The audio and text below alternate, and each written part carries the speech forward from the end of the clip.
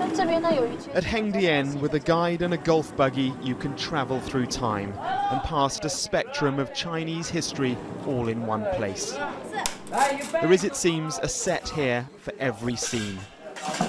And at the heart of it all is this, a full-size recreation of Beijing's Forbidden City. The scale and ambition here really is quite extraordinary. Just 20 years ago, all this was farmland. Now it's bigger than Universal and Paramount Studios combined. There's room here for 40 simultaneous productions, and it's exhaustion, not unions, which stop work.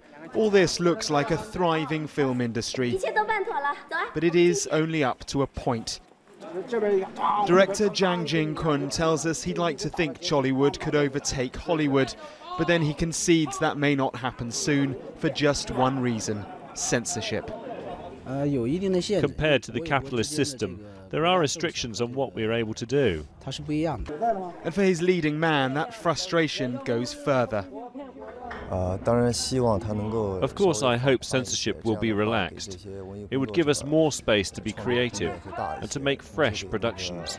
To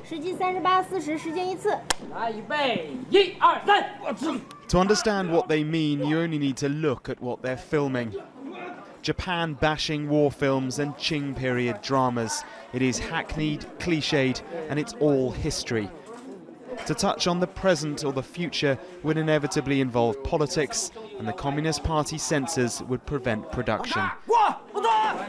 The executive producer of this drama touched on the subject.